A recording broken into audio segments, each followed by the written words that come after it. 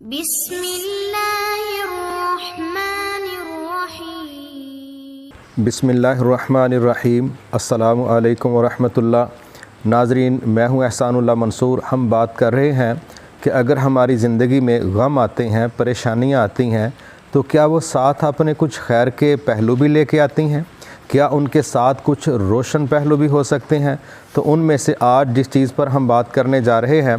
وہ بطور مسلمان ہم سب کی ضرورت ہے۔ یہ بات سٹارٹ میں سمجھ لیجئے کہ یہ چیز جو آپ کے سامنے آج میں رکھنے جا رہا ہوں، بطور مسلمان یہ اتنی بڑی ہماری ضرورت ہے کہ آپ اس کو بھی لفظوں میں بیان نہیں کر سکتے۔ میں اس کی دلیل دینے لگا ہوں۔ اگر آپ یہ سمجھتے ہیں کہ آپ کے حج کرنے کا کیا مقصد ہے، تو ہر بندہ یہ چاہتا ہے کہ جو میں نے گناہ کیے تھے میں چاہتا ہوں میرے گناہ معاف ہو جائیں، ٹھیک ہے جی۔ ایک بندہ کہتا ہے کہ میں اللہ کے راستے میں جہاد کرنا چاہتا ہوں، بھئی کیا مقصد ہے؟ وہ کہتا ہے کہ میں چاہتا ہوں اگر میں شہید ہو گیا تو میرے سارے گناہ معاف ہو جائیں گے۔ اسی طرح ایک شخص ہے، وہ کہتا ہے کہ بھئی میں روزے رکھ رہا ہوں، بھئی کیا چاہتے ہو؟ بھئی سنا ہے نبی صلی اللہ علیہ وسلم نے فرمایا جو بندہ روزہ رکھتا ہے تو اللہ تعالیٰ اس کے ماضی کے گناہوں کو معاف کر دیتا ہے۔ تو رات کے قیام کا یہی مقصد ہے، اور اسی طرح استغفار کا یہی مقصد ہے۔ تو میں سمجھتا ہوں نماز، روزہ، حج، صدقہ و خیرات، دعوت اللہ اور راستے سے کوئی تکلیف دہ چیز کا ہٹا دینا، یہ سب چیزیں جہاں ایک نیکی کا کام ہے، وہاں ان کا ایک پلس پوائنٹ یہ ہے کہ ان کے ذریعے ہمارے گناہ معاف ہوتے ہیں۔ تو یاد رکھیے، ہماری زندگی میں جتنی بھی پریشانیاں آتی ہیں، یہ نبی صلی اللہ علیہ وسلم نے بڑے خوبصورت لفظوں میں اس کا یہ مثبت پہلو خود بیان کیا کہ مسلمان کو کوئی غم آئے، کوئی ہم آئے، کوئی تکلیف پہنچے، تھکاوٹ ہو جائے، حتیٰ کہ اس کو کانٹا بھی چبھے، اس پر بھی اگر بندہ صبر کرے تو اللہ تعالیٰ یہ سب چیزیں اس کے درجات کی بلندی اور اس کے گناہوں کی معافی کا ذریعہ بنا دیتے ہیں۔ اب یہاں ایک چیز سمجھنا بڑا ضروری ہے کہ انسان کو جو بھی تکلیف آئی، جو بھی پریشانی پہنچی، تو ظاہراً وہ ایک غمناک اور دردناک ماحول ہے، لیکن جو اس کے مثبت پہلو ہیں ان میں سے ایک پہلو خوبصورت کیا ہے کہ جس طرح نمازیں پڑھ کے، حج کر کے، روزے رکھ کے، استغفار کر کے بندہ یہ چاہتا ہے کہ اس کے گناہ معاف ہوں، تو ہر غم، ہر تکلیف، ہر درد اس کے گناہوں کی معافی کا باعث بنتا ہے، اور یہ بات کی ہے نبی صلی اللہ علیہ وسلم نے۔ تو بطور مسلمان جو ہماری بہت بڑی ضروریات ہیں، ان میں سے ایک ضرورت یہ ہے کہ اللہ ہمارے گناہ معاف کر دے۔ آپ اندازہ کیجئے کہ جس بندے کے گناہ معاف ہو گئے، واللہ وہ بندہ تو اللہ کی جنتوں کا انشاءاللہ مالک بننے جا رہا ہے۔ تو صرف استغفار سے ہی گناہ معاف نہیں ہوتے، صرف اعمال صالحہ کرنے سے ہی گناہ معاف نہیں ہوتے، بلکہ جو بات رسول اللہ صلی اللہ علیہ وسلم فرما رہے ہیں کہ مومن کو کانٹا چبھے، تھکاوٹ ہو، یا اس کو غم ہو یا اس کو ہم ہو۔ غم کہتے ہیں ایسی ٹینشن کو کہ حادثہ ہو کے گزر گیا، مثلا ایک بندہ ہو گیا بیمار،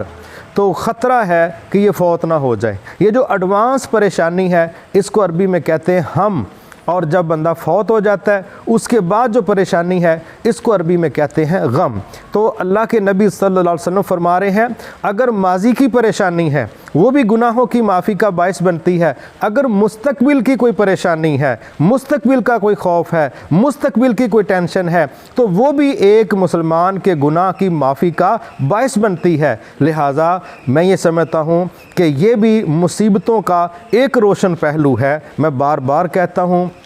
اپنے ہر لیکچر میں کہہ رہا ہوں کہ اللہ ہم سب کو عافیت میں رکھے، اللہ ہم سب کو مصیبتوں سے بچا کے رکھے، ہمارا رب سب کو عافیت والی ایسی زندگی دے جس میں غم نہ ہوں۔ لیکن چونکہ یہ اللہ کا نظام ہے، یہ نبیوں کو فیس کرنے پڑے، یہ صحابہ کو فیس کرنے پڑے، یہ ہر نیک بندے کی زندگی میں آتے ہیں، یہ برے لوگوں کو بھی فیس کرنے پڑتے ہیں، لیکن برے لوگوں کے نتائج الگ ہیں۔ لیکن جو نیک اور اچھے لوگ ہیں ان کو جب غم اور مصیبتیں آتی ہیں تو اس کے روشن پہلو بہت زیادہ ہیں، لیکن اگر ان پر توجہ دیں گے تو وہ روشن پہلو ہمارے سامنے کھل جائیں گے، عیاں ہوں گے، اور اگر سوچ منفی رہی، بے صبری والا رویہ رہا، تو پھر وہ روشنی کے در کھلنے والے نہیں ہیں۔ تو ان میں سے ایک یہ خوبصورت حصہ ہے کہ نبی صلی اللہ علیہ وسلم نے بشارت سنائی ہے کہ مومن کو غم آئے یا ہم آئے، تھکاوٹ ہو، کانٹا چبھے، کوئی درد ہو، کسی طرح کی کوئی تکلیف ہو، تو اللہ تعالیٰ اس کے ذریعے اس کے گناہوں کو معاف کرتے ہیں۔ تو گناہوں کی معافی مسلمان کی بہت بڑی ضرورت ہے، اور یہ مصائب کے اندر یہ چیزیں جڑی ہوئی ہیں۔ آپ اس کی مثال لیں، نبی صلی اللہ علیہ وسلم کے پاس ایک عورت آئی، تو وہ عورت آ کے کہنے لگی، اے اللہ کے نبی صلی اللہ علیہ وسلم، مجھے مرگی کا دورہ پڑتا ہے، آپ دعا کیجئے اللہ تعالیٰ اس کو ٹھیک کر دے، مجھے شفا مل جائے۔ آپ نے دو آپشن رکھے، کہا چاہتی ہو تو میں دعا کر دیتا ہوں، لیکن اگر آپ صبر کرو، یعنی تکلیف جاری رہے اور آپ صبر کرو، تو اس کا نتیجہ جنت ہے۔ آپ حیران ہوں گے، نبی صلی اللہ علیہ وسلم کے اس پیکج پر جو جنت کے حوالے سے تھا، اس اللہ کی عظیم بندی نے بغیر دیر کیے سائن کر دیے، اور اس نے فی الفور کہا کہ بالکل اے اللہ کے نبی صلی اللہ علیہ وسلم، مجھے یہ ڈیل منظور ہے، بس اتنی دعا کر دیجئے کہ جب میں بے ہوش ہوں تو میرا پردہ نہ کھلے، میرا جسم ننگا نہ ہو، بس یہ دعا کر دیجئے کہ میری حیا کا پہلو محفوظ رہے، اگرچہ میں بے ہوش ہوں۔ حالانکہ بے ہوش بندے کو کوئی گناہ نہیں ہے، مگر وہ اس میں بھی چاہتی ہیں کہ میرا پردہ نہ کھلے، اور اس کے ساتھ یہ قبول کر رہی ہیں، پتہ نہیں اس نے 20 سال زندہ رہنا تھا، 30 سال زندہ رہنا تھا، لیکن اس نے صبر کیا